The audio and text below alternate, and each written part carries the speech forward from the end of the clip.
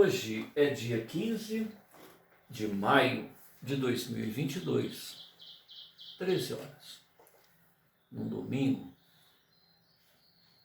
a noite foi chuvosa, o dia amanheceu chuvoso, bastante chuva, 23 graus aproximadamente. Nós estamos realizando o culto cristão no lar e optamos nesta fase pela leitura desta obra, Universalismo Crístico. Universalismo Crístico é uma obra canalizada por Roger Bottini Paranhos. Roger Bottini Paranhos nasceu em Porto Alegre, capital do Rio Grande do Sul, onde reside desde 1969. Formado em Administração de Empresa pela PUC, pós-graduado em Sistema de Informação Telemática pela Universidade Federal, trabalha no Banco do Estado do Rio Grande do Sul, como analista de sistemas. É médium desde a infância, quando passou a perceber a presença de espíritos necessitados.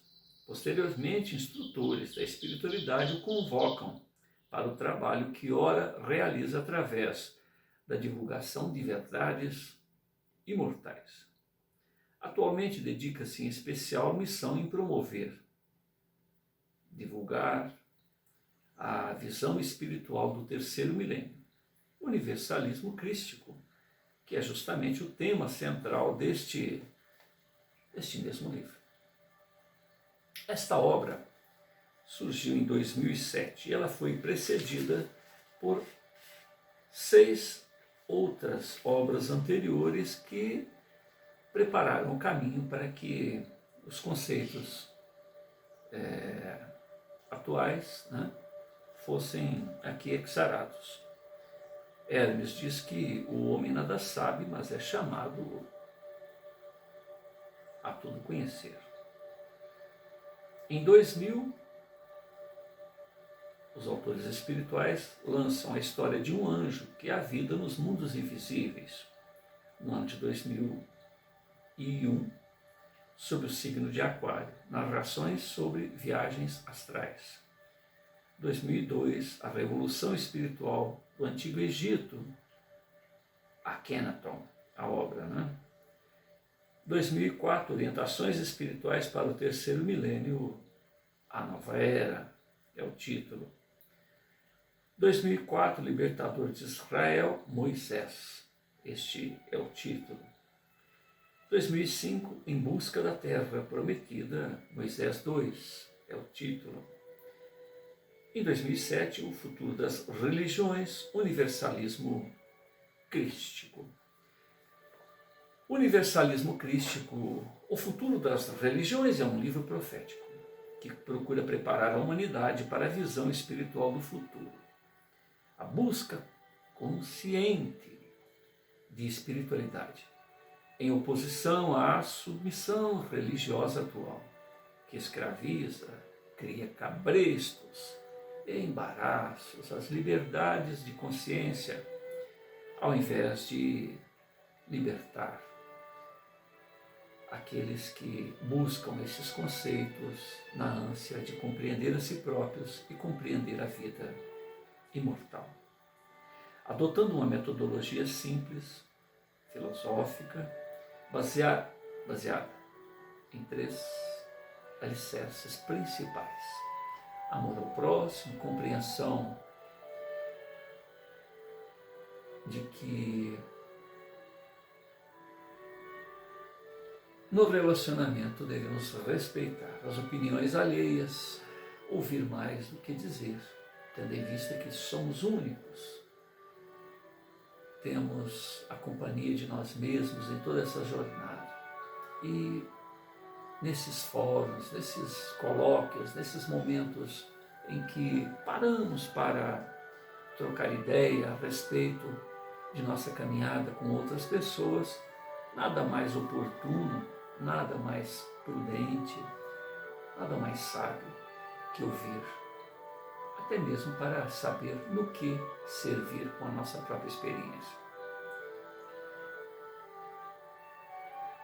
E, finalmente, um terceiro alicerce, que seria o evolucionar, sempre estar aberto ao novo e continuar, né, nessa caminhada segura. Reconhecemos que, se não sabemos tudo, também não deixamos de conhecer alguma coisa, porque são milênios incontáveis que antecedem a nossa jornada até o presente momento, tal qual de outros nossos irmãos, uns mais antigos, outros mais jovens, uns mais renitentes na zona de conforto, outros um tanto mais desbravadores de si próprios, portanto com mais o que dizer do que nós mesmos. O importante é saber que a verdade está fragmentada na experiência, na riqueza da experiência de todos aqueles com os quais convivemos nessa jornada evolucional. Então, vamos recolher as partes que podem ampliar o nosso leque de conhecimentos, facilitando a própria existência, a própria vida e evitando dores desnecessárias, porque ou aprendemos, porque no suor do trabalho, no empenho junto à lide, nós vamos aprendendo, encontrando maneiras mais produtivas, mais fáceis, mais vantajosas de trazer ao nosso trabalho, às nossas lides, o melhor resultado. Também podemos aprender prestando atenção nos nossos companheiros de jornada, ouvindo as suas experiências e, finalmente, devido à misericórdia do mais alto, recebendo a inspiração diretamente da fonte criadora ou através de seus prepostos cósmicos. Estar sempre aberto ao novo.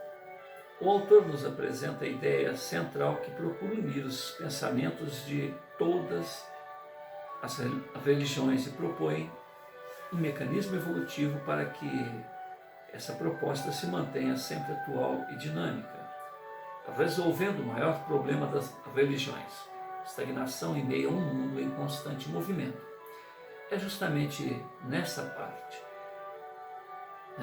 um mecanismo evolutivo que se mantenha sempre atual e dinâmico, resolvendo o maior problema das religiões, que é o tema que nós vamos iniciar hoje. Em Desdobramento Espiritual, Roger visita as esferas espirituais superiores e as regiões sombrias do astral inferior para obter opiniões a respeito do universalismo crístico, opiniões de mestres de luz, bem como dos magos negros. Em segunda parte, narra a ação dos precursores da nova era para implantar na Terra a visão espiritual do terceiro milênio. É justamente desse assunto que nós estamos entrando agora.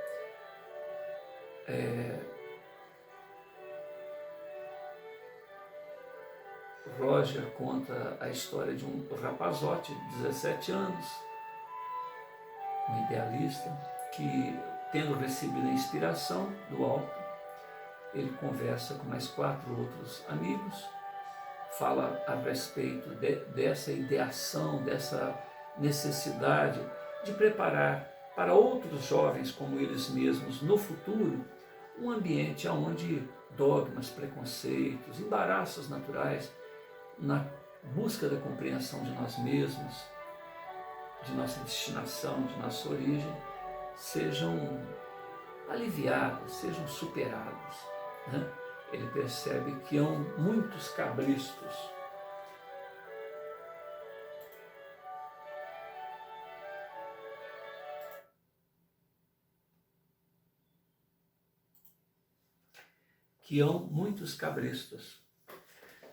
nessa busca e, amparado, pelos amigos do mais alto, ele então resolve fazer fóruns, convida líderes religiosos e no espaço de 20 dias. Ele faz um primeiro evento, 15 dias depois um outro e uma semana depois esse que nós vamos dar sequência aqui agora. No primeiro evento, preparado para 200 pessoas, compareceram 30 e o tema: amor ao próximo, respeito às opiniões alheias.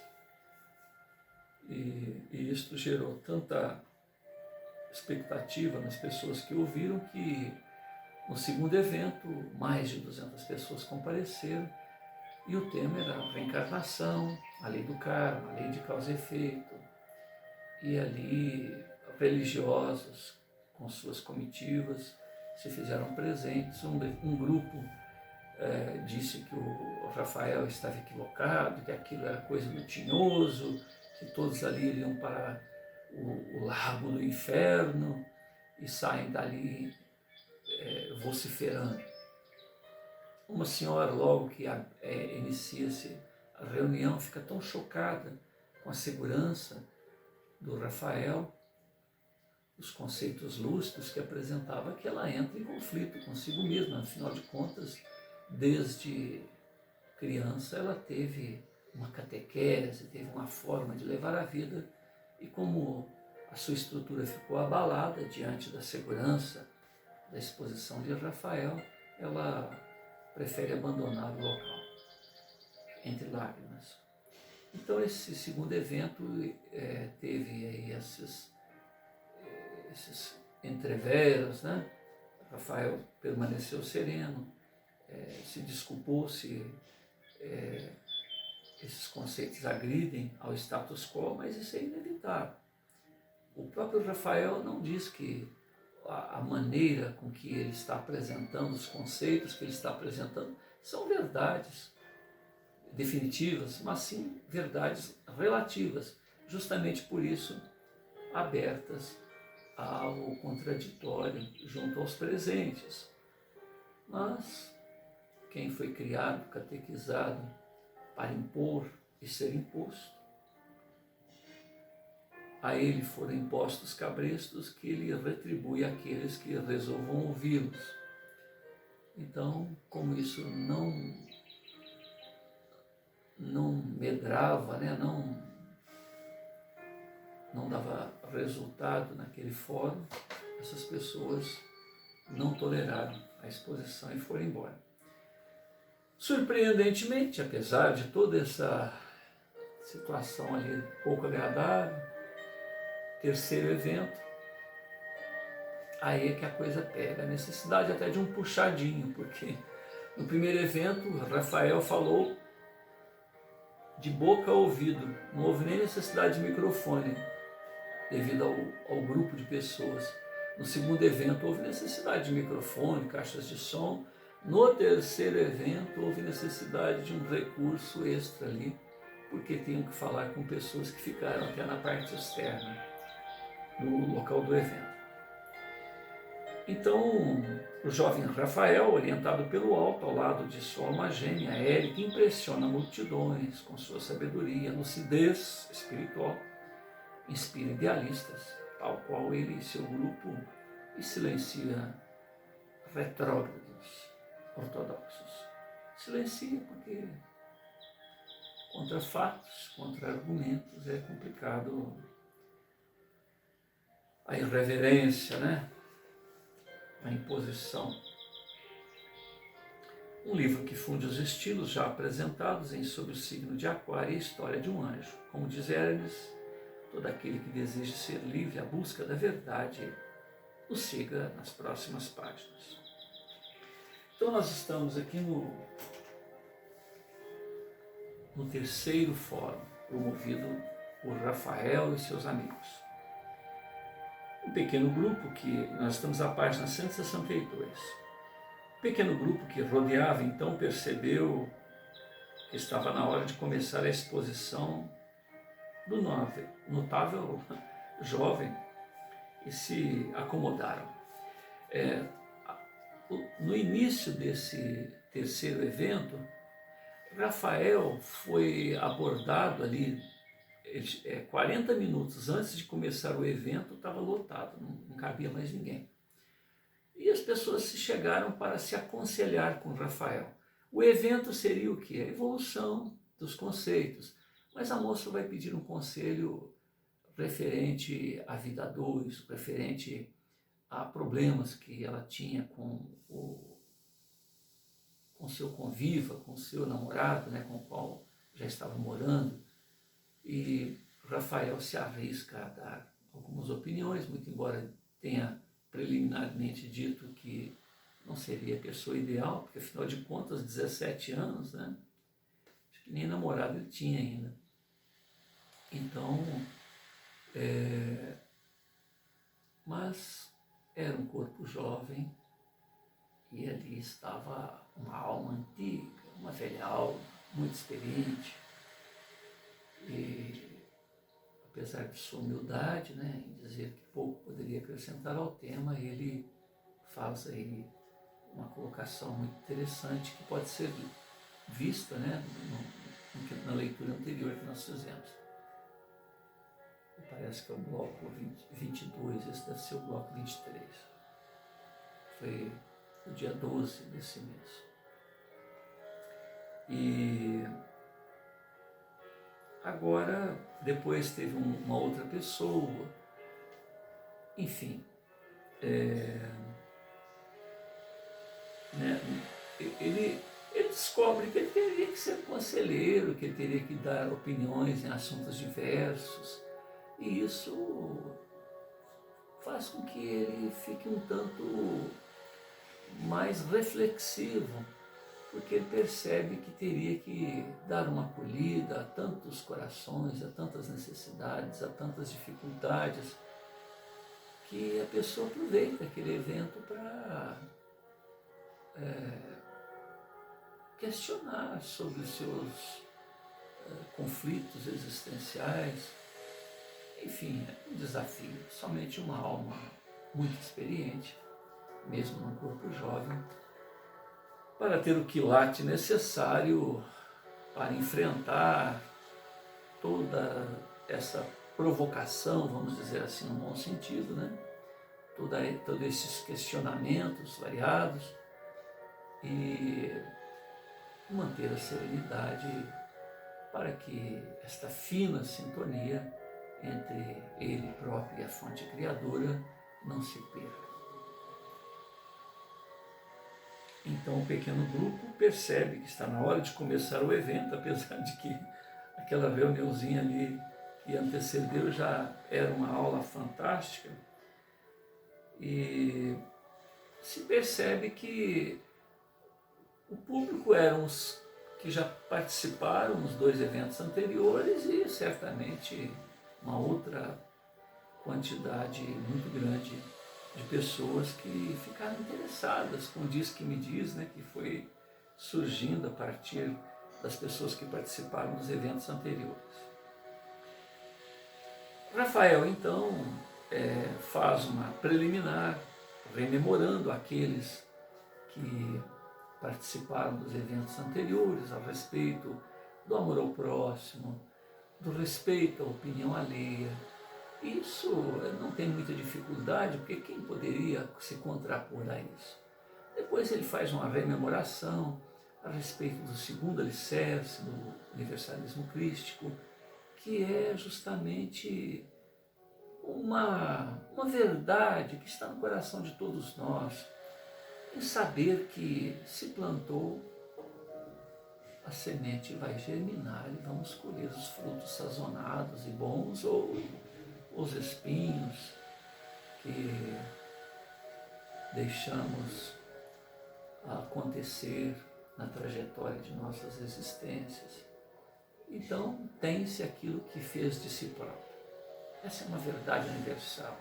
E as pessoas dizem que o universo conspira a favor de nossos ideais, ou seja, o universo é generoso, faz sazonar os frutos daquilo que fizemos de nós mesmos, e nós que está sempre aberto a novas e mais esclarecedoras experiências. E além desse aspecto da lei de causa e efeito, do karma negativo, do karma positivo, ainda tem a reencarnação, porque não fosse a reencarnação, como explicar todas essas situações tão gritantes, tão diferentes entre nós outros, né? Agora, ele vai envolver a todos os presentes justamente nesse aspecto de acompanhar a evolução do pensamento, das descobertas das ciências, dos mergulhos filosóficos que as pessoas possam ter. Então, a necessidade de que esse amor ao próximo, esse respeito à opinião alheia, esta ciência de que a reencarnação está aí, nos favorecendo no sentido de reencontrarmos pontas soltas, reencontrarmos antigos desafetos e amigos que fizemos em toda essa trajetória, certamente vestindo outras indumentárias, em outro tipo de circunstância, mas que na essência todos nós, todos esses afazeres compostos por nós mesmos estão aí nesse caldo, né, de cultura para a nossa evolução. Então agora ele vem com o terceiro item, está se referindo à busca incessante pela sabedoria espiritual aliada ao progresso filosófico e científico, com o objetivo de promover a evolução integral da humanidade. Rafael anda daqui para lá, de lá para cá, serenamente, seguramente, buscando a atenção de todos, buscando não cansar as pessoas com uma entonação enfadonha, com uma postura que cansa até o olhar. Enfim, ele tem toda uma didática natural, fruto de excelente experiência.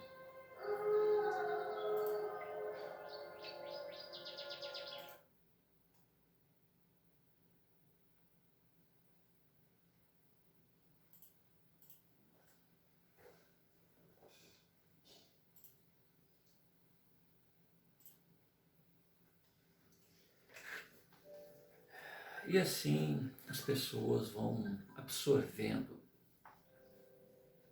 o conteúdo proposto para o fórum e a sua maneira toda especial de cativar. Era um showman, era um sábio, num corpo jovem e muito simpático.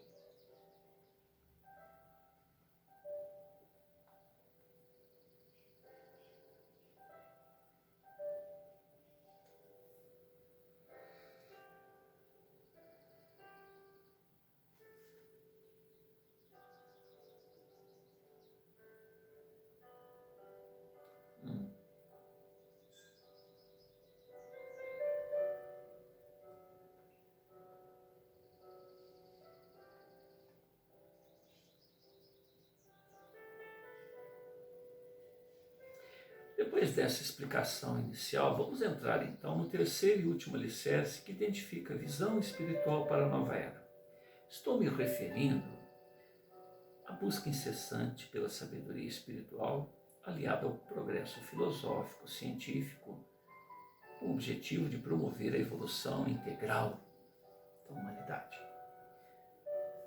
Por que devemos pensar, agir conforme nossos antepassados? De acordo com doutrinas religiosas de séculos anteriores? Será que esses nossos precursores, esses nossos antecessores, estavam certos ou estavam somente inseridos dentro de um nível de entendimento que hoje em dia inequivocamente está ultrapassado? Devemos nos escravizar a dogmas que pouco dizem a respeito do conteúdo, cuja fonte fez surgir esta ou aquela maneira de se ver a vida, conceitos ad eterno? Será que Jonas foi engolido por uma baleia, ficou 3 dias vivo dentro do animal e depois ainda recuperou a liberdade, como afirma no Velho Testamento? Adão, Eva existiram realmente, ou se trata da representação simbólica do início da raça humana? A cobra falante, a cobra do mal que seduziu Eva, não é uma representação entre povos antigos para com a sabedoria?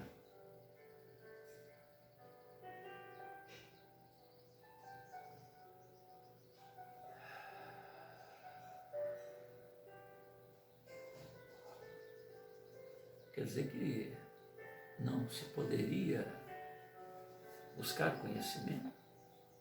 O conhecimento leva-nos a ser autossuficientes.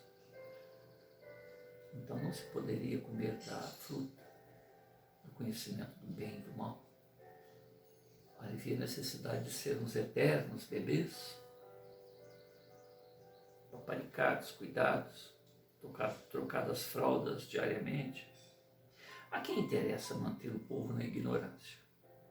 Jesus ressuscitou seu corpo físico, ou viram seus discípulos apenas o seu corpo espiritual, materializado para dar-lhes testemunho de que a vida continua.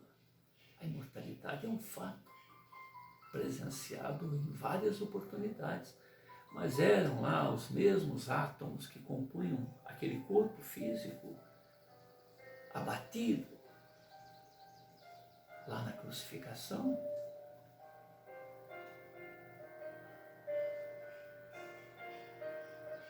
Jesus quis nos assegurar a cada um de nós que a imortalidade é um fato.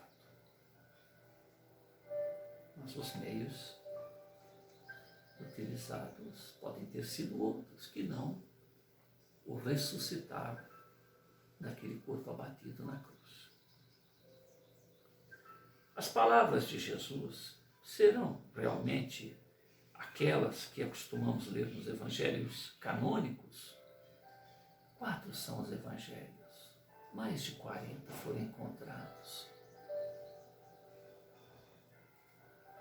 Portanto, 4 para 40 são Jerônimo, que foi o primeiro a juntar os livros, ou seja, a Bíblia, o índice que deveria ser o norte para a vida de todos nós. Por quê? Separou esses outros livros. Quais verdades estão contidas nesses outros livros? Em minha visão, nem tudo ali está certo e nem tudo está errado. Estamos aqui para colocar as coisas ao juízo, ao talante de cada pensador. Cada um fez de si o que pôde até chegar aqui. Essa caminhada continuará sendo só. Mas esses fóruns, esses momentos de evento, nos darão uma oportunidade de agregarmos alguma coisa. Como diz Paulo, veja tudo, ouça tudo, separe o que não me interessa.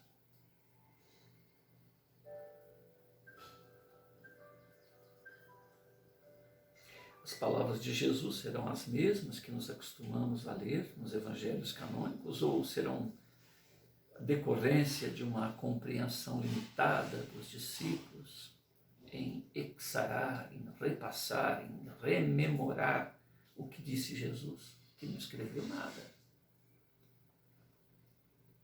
Os 4 evangelhos separados por São Jerônimo para servir-nos de norte orientador para as nossas almas, para os nossos destinos, para as nossas vidas.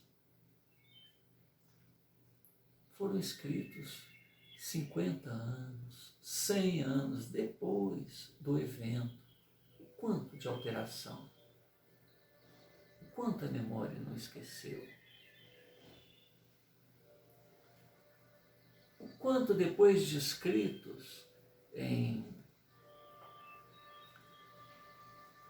grego, em aramaico, não foi distorcido, de acordo com as conveniências de cada época. Esses dias eu recebi aqui em casa um grupo de evangélicos da Testemunha de Jeová, e ele foi ler, eu falei alguma coisa, disse que eu era espírita e tal, e ele abriu a Bíblia e mostrou lá, literalmente escrito a palavra Espiritismo, porque tal texto está condenando o Espiritismo. Peraí, nós estamos lendo a Bíblia. O Espiritismo inicia-se com Hippolyte Leon Denisard de Rivaio, pseudônimo Allan Kardec, 1857. A Bíblia foi escrita em aramaico, em grego, há 2000 anos aproximadamente. Com um erro ainda de quase 6 anos, para mais ou para menos. Então Jesus, no ano 1, já teria nascido 6 anos depois, 5 anos depois, 4 anos depois, porque é uma média, 5 a 6 anos é uma média. Se errou a data do nascimento de Jesus, o mês do nascimento de Jesus, a data de aniversário dele, a data de morte dele está equivocada. Não foi no ano 33, não foi no primeiro dia do primeiro século depois da vinda dele. Houve um erro de 4, 5, 6 anos. O mês está trocado. Foi dezembro. A marcação do tempo de ambiente para ambiente muda. E no decorrer da história, os imperadores subtraíram meses, acrescentaram meses. Olha como que é complicado se pegar ao pé da letra qualquer conceito. Fazer ouvidos moucos a essas verdades, colocar um tapão nos olhos, uma venda nos olhos, não querer ver essas realidades. Nós temos que pegar a essência das coisas, o espírito das coisas, e não a letra. Eu particularmente, diz Rafael, não acredito que o espírito mais iluminado, aliás, a razão, o verbo que se fez carne, teria dito do alto da cruz: Pai, por que me abandonastes? Momentos antes, quando Pedro cortou a orelha de Malco, ele disse: embainha a tua espada. Você não sabe, Pedro, que se eu quisesse, oraria ao Pai, uma legião de anjos viria para me atender? Jesus poderia ter mudado ele, por ele mesmo, toda a história. E outra coisa, se a gente pegar os antigos profetas lá atrás, a vida dele já estava escrita. Como seria que ele iria morrer, ressuscitaria no 3º dia, que ele entraria na cidade no morrico. Por que ele procurou o morrico? Né? Se a história toda já estava escrita, ele cansou de saber disso, ele nasceu para isso. Por que ele deveria dizer: Pai, por que me abandonaste? Né? Também não creio que Jesus, diz Rafael, estivesse interessado em fundar uma igreja. Aliás, entre os evangélicos se diz que a igreja não é o prédio, a parede, o telhado, mas o grupo de pessoas.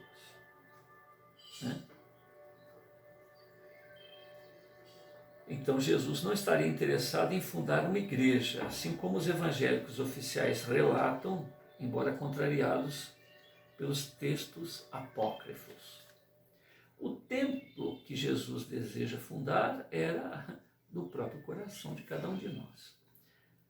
Portanto, se é do próprio coração de cada um de nós, cada qual é uma igreja em si própria, é um templo em si próprio. Tem que dar satisfação exclusivamente a esta fonte, que este fio que nos liga à fonte criadora, de nós para a nossa própria consciência. Temos que ser transparentes para conosco mesmo do que estamos fazendo com as nossas vidas. Acredito que a posição da mulher dentro da sociedade, aos olhos de Cristo, deveria ser de igualdade com os homens. Entretanto, vários de seus seguidores, como Paulo, um fariseu convertido, um senhor da lei, né, trabalhou para que a mulher fosse subserviente aos homens.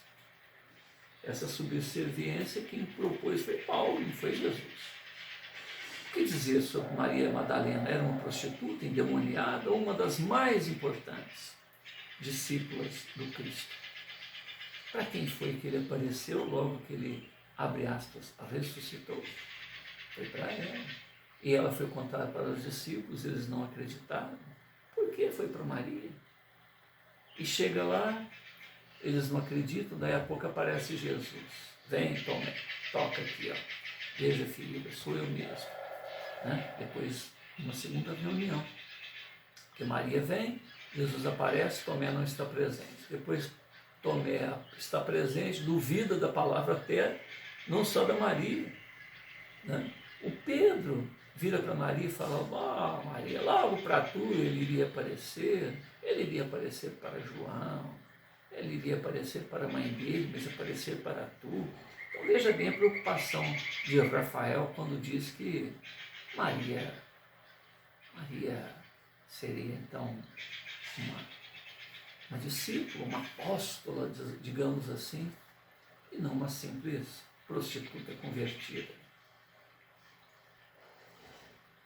Judas, nós vemos então a malhação do Judas, né? Era um traidor ou um colaborador para o êxito das mensagens de Jesus? Foi Jesus quem disse aos discípulos, um de vós há de me trair, serei eu, aquele que comer junto comigo.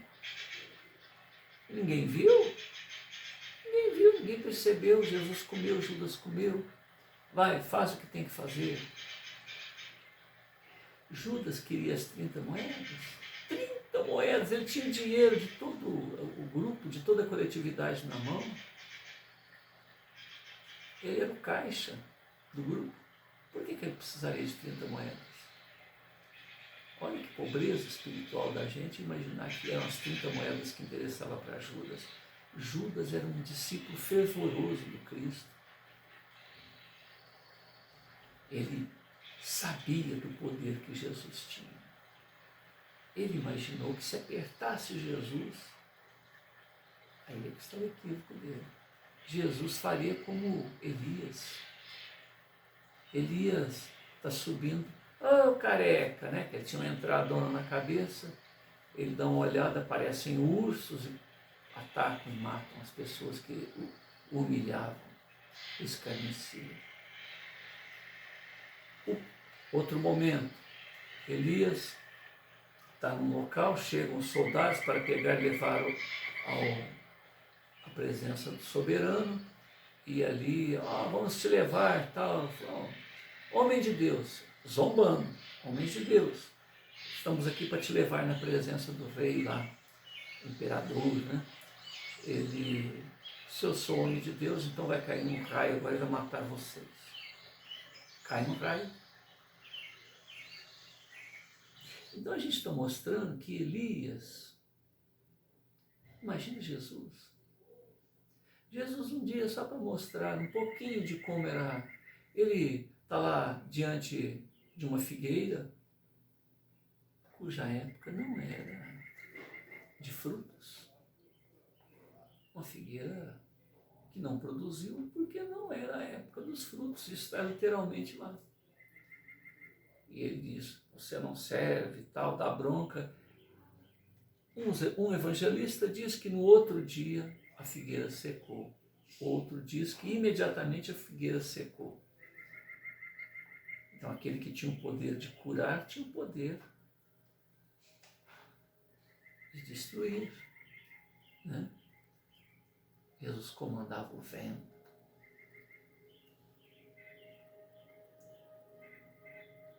Então, quem comanda a natureza, que não pode fazer com o ser humano, com as leis da física, né? Então, quem tem todo esse potencial manda o Judas fazer o que tinha que fazer, revela para os presentes que alguém o trairia, ninguém vê o Judas pegando aquilo lá. Olha cada coisa que mostra que Jesus tinha o domínio de toda essa situação, acompanhando cada um dos fenômenos, seguindo um roteiro já pré-estabelecido que fariam de sua vida uma mensagem de eternidade para que chegasse até todos nós.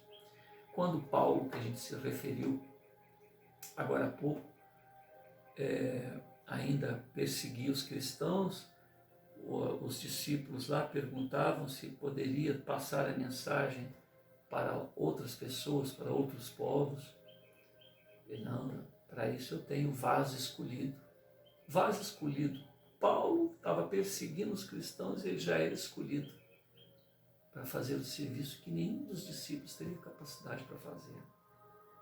Olha, então Jesus tinha capacidade de saber que nem a própria pessoa sabia, ou ela sequer imaginava de si própria.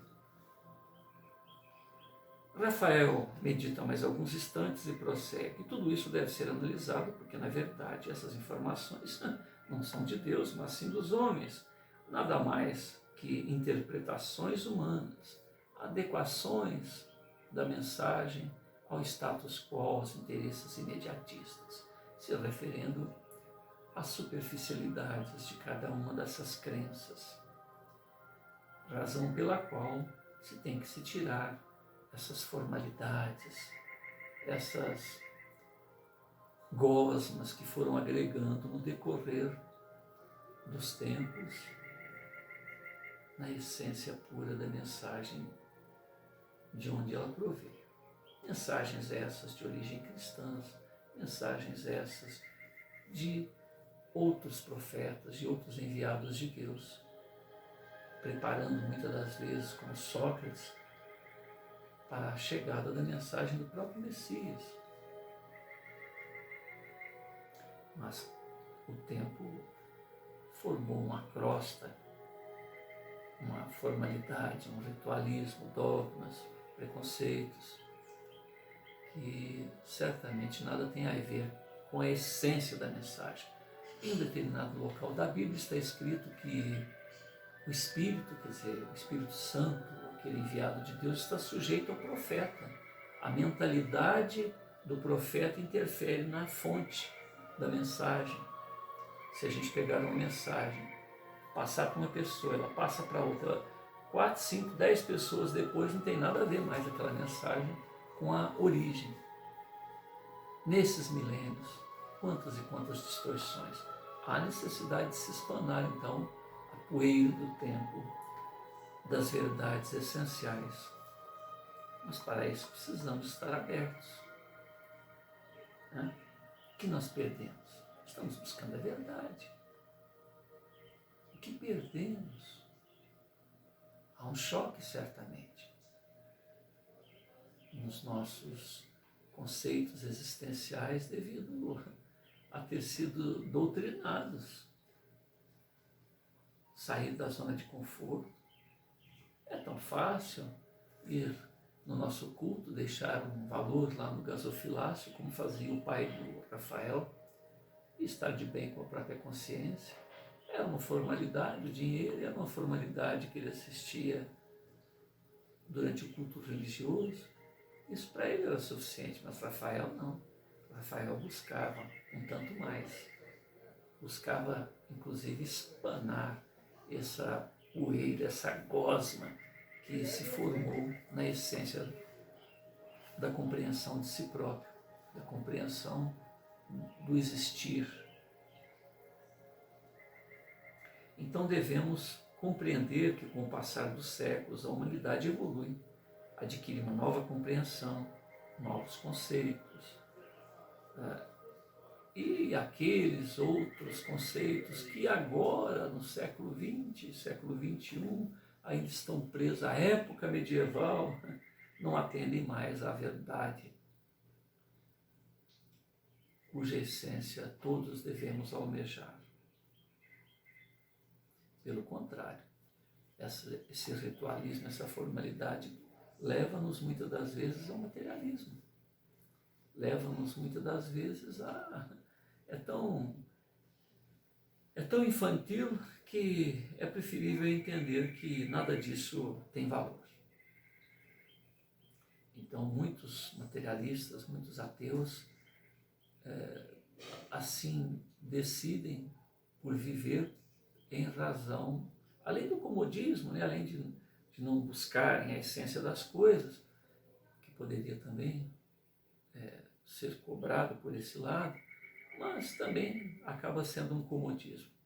E se tornam escarnecedores, né, desses conceitos infantis, com justa razão.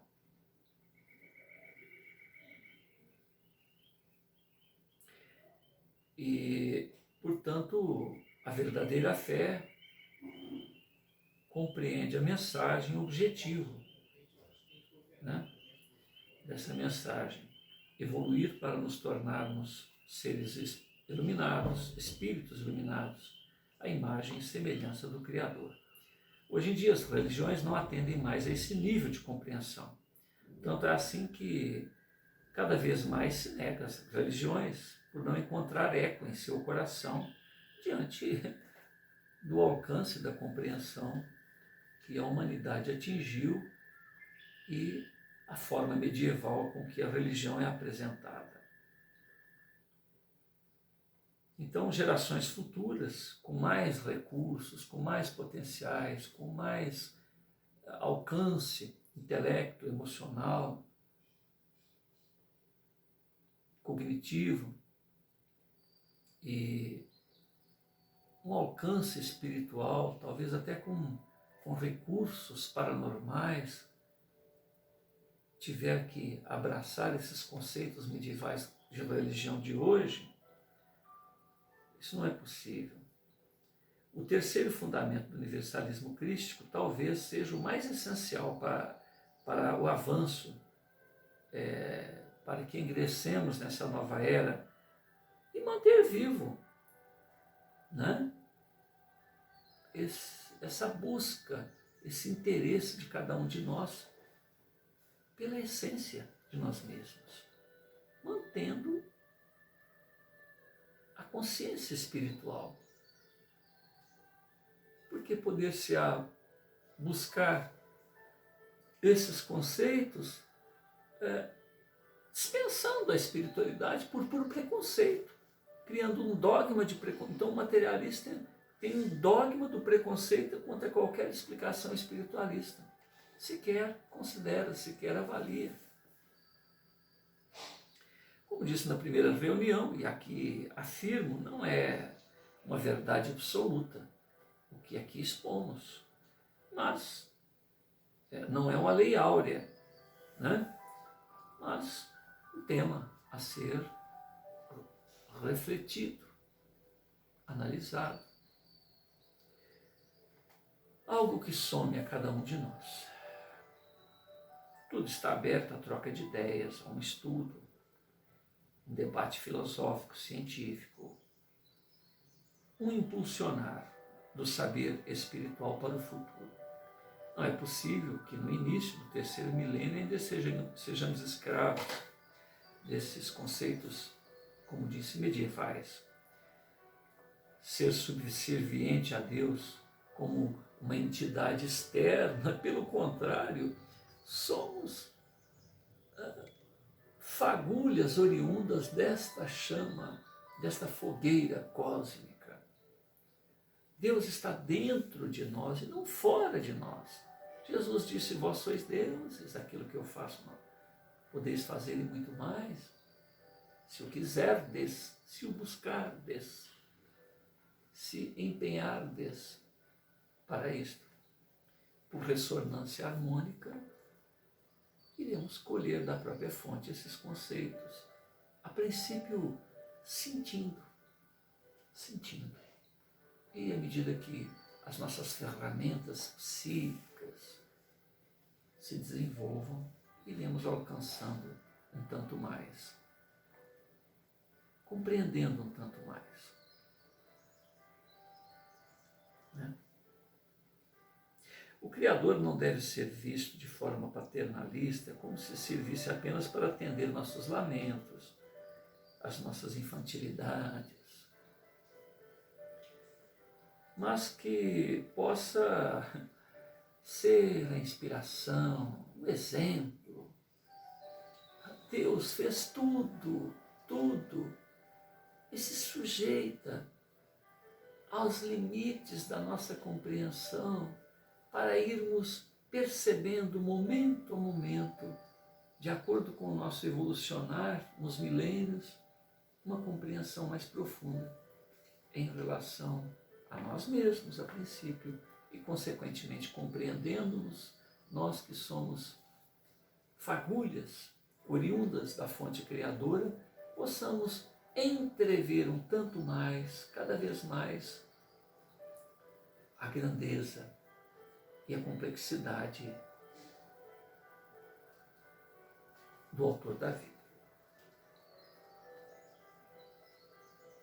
Devemos, portanto, honrar a vida, agradecer, participar do existir com alegria, com busca de compreensão, com busca do bem viver, do bem fazer, do bem realizar, sermos ferramentas úteis nesta jornada de participação, de esforço coletivo, conscientemente queremos fazer o nosso melhor e não servirmos de pedra de tropeço ou de preguiçosos se locupletando do esforço alheio. Nós estamos na folha 165. Nós vamos continuar a partir daqui. É uma leitura longa, então há necessidade de dividir o conteúdo. Senhor Jesus, nós te agradecemos pela vibração que podemos perceber que hoje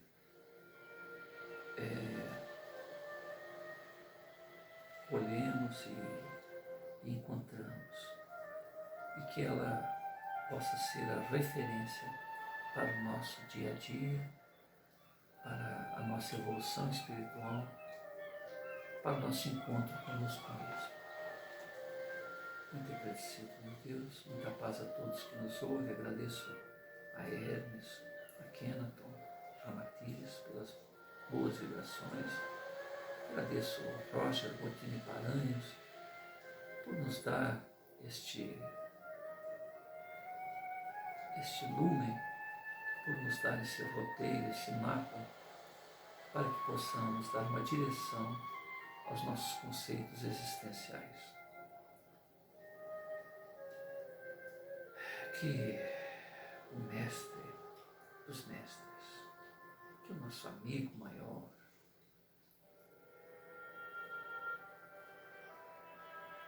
a razão de ser de nossa presença aqui na Terra, que nos tutela, que nos orienta, que nos dirige, que nos aconselha, que nos socorre, possa fazer acontecer essa vibração no coração de cada um de nós.